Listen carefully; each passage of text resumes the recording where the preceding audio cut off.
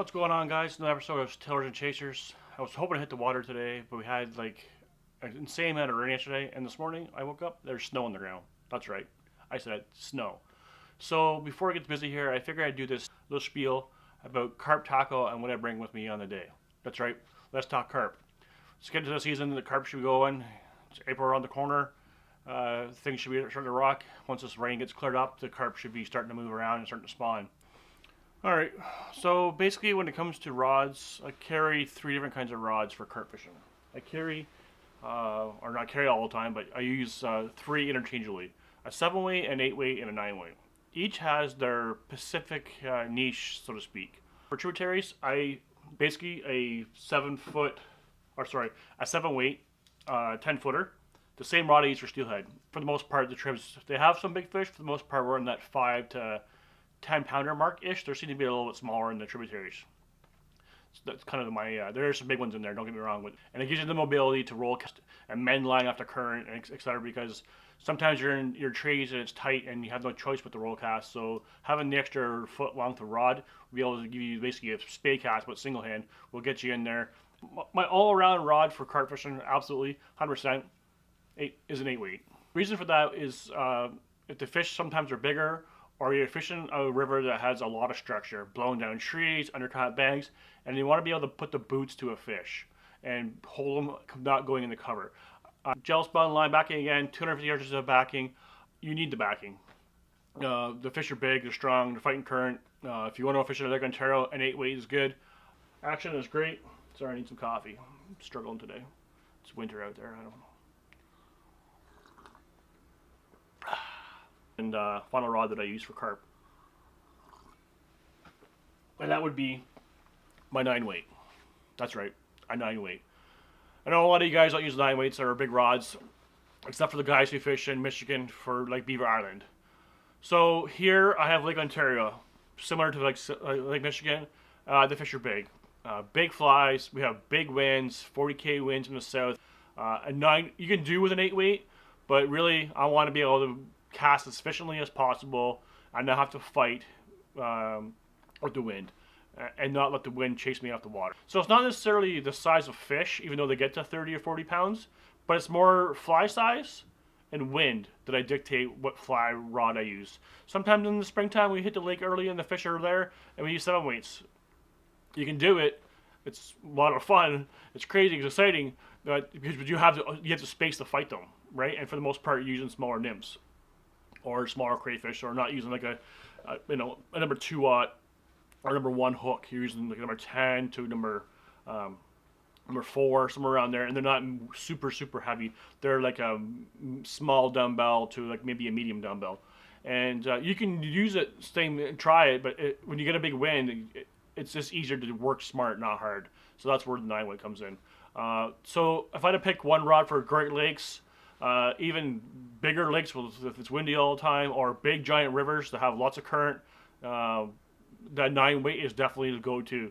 General rule, the 8-weight is probably the best all around, best of both worlds. If you're just starting out, buy an 8-weight. It'll do everything you need to do and then some. You can use just regular background backing, and probably about 5 or 6 years ago I changed over to gel spun. It's a little bit more money. You get more line on there, so I can put 300 yards of backing on all my reels. Not necessarily do you need it. I've probably had 150-ish, 175 yards of backing go before, fishing the Great Lakes or fishing some of the bigger rivers. You get stuck, get a big 20, 30-pounder on, and you get stuck in the current, and you just can't move. No matter what you do, you can't get them out of the current. So and you can't chase them because you're usually on a high bank. So the lot more backing capacity will definitely help you out in that. It's also lighter, so you get more backing with less weight, which is also a bonus. Sometimes up to an ounce more, which doesn't sound like a whole lot.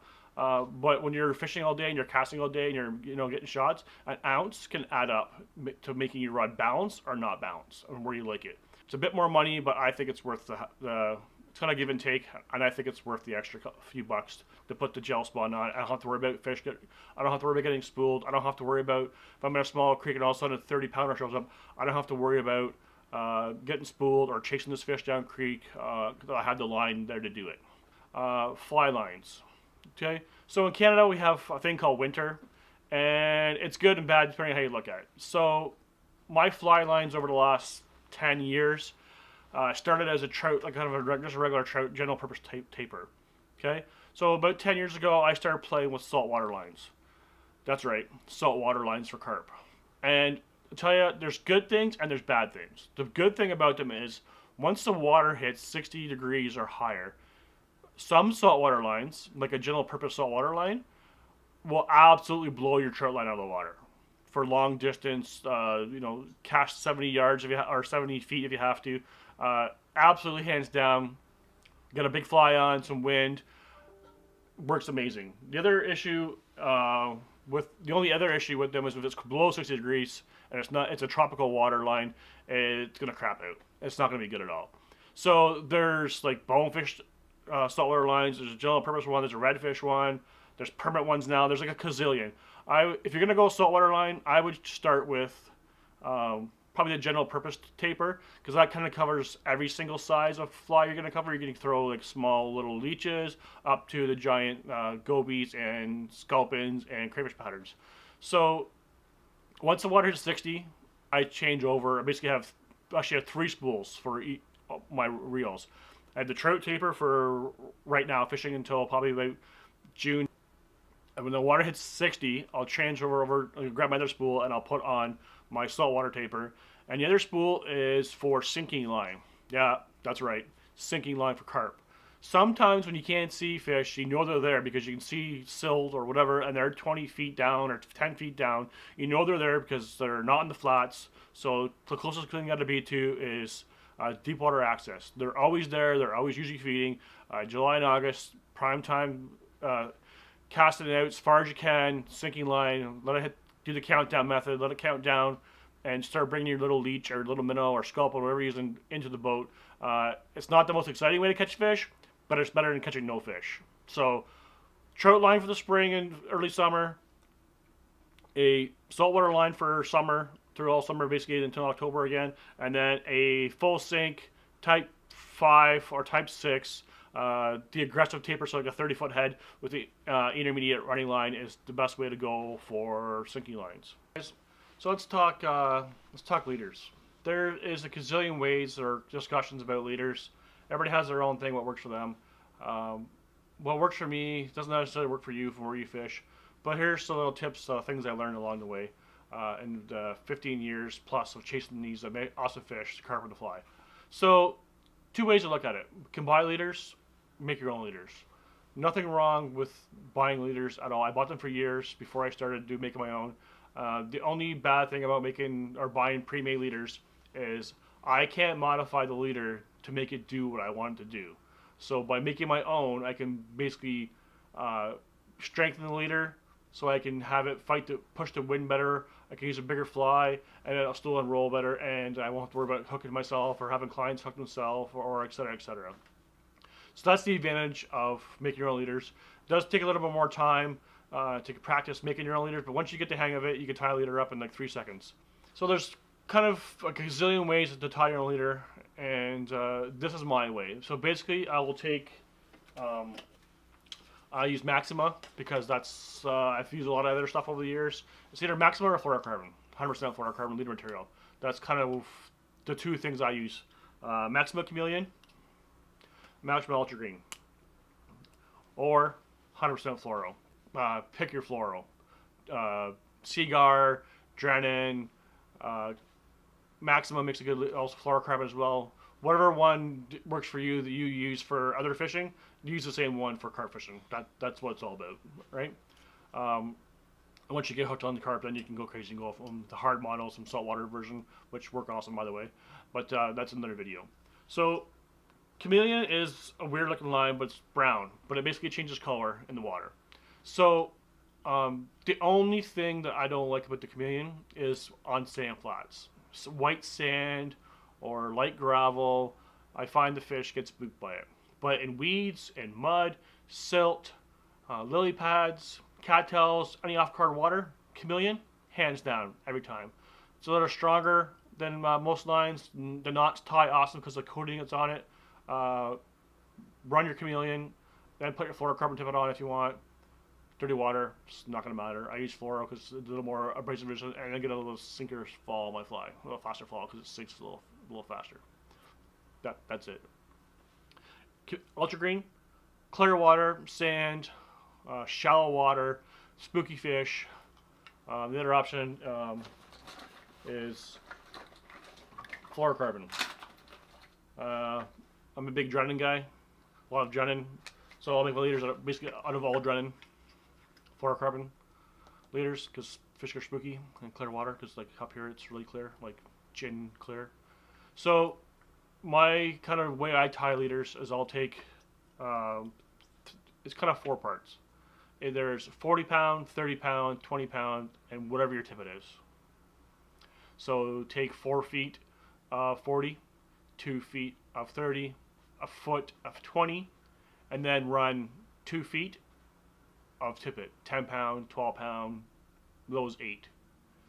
If you go lower than 8, you have to change up the formula, or not the formula, but the leader sections, because this kind of it's too sharp of or too abrupt change in diameter. Unless you want to go diameter, because some fluorocarbon is really thick. But that's a whole other can of worms. 50% rule. 4 feet of 40, 2 feet of 30, 1 foot of 20, 2 feet of fluorocarbon leader, or whatever your favorite tippet is, for the famous 9-foot leader. That's simple as it gets. If you want to make it longer, you can make it longer. If you want to make it shorter, you can make it shorter. It's the easiest way to do it. 50% rule. You can't go wrong.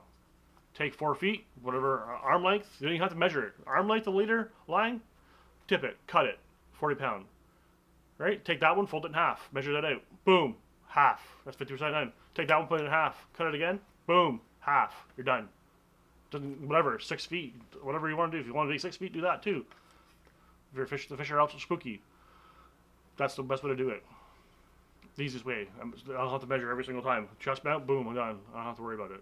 And then half of that, and then half that, and then half that, and then double that for the tippet. 50% rule. By far the easiest leader to make yourself. I borrowed it from the guys in the saltwater world. Thanks to you guys. Watching redfish videos and permit. It's kind of the way they say idea. Very similar. But that's how I rig leaders. So let's talk commercial leaders. Commercial leaders are great. There's no knots on them, so if you're fishing a lot of weeds or have algae and stuff, that's a bonus because they only got basically 1 knot basically to your fly or your tippet on depending on what leader you have on. 2 different ways you can look at leaders. You can either go saltwater route or in a bonefish leader, which I have done in the past, and occasionally still do run a bonefish leader because they're stiffer for one, and B, if you want the little kind of finer presentation, like you bonefish, like smaller flies, little nymphs and stuff, it'll lay out there nice and presentation is spot on. The other option is a bass leader or a permit leader. Yeah, I said a bass leader, right? Who knew? But I don't get the 9-footer. I get the 7.5-footer. So a little shorter. So if I'm going to run like an 8-pound or 10-pound fluoro, I'll get the 14-pound or 16-pound bass leader, 7.5 feet, turns over big sculpins, big crayfish patterns, really easily. And if you have a 40K wind, boom, it's out there. No problem. You don't have to fight with it. Put your tippet on your end, you're done. That's it.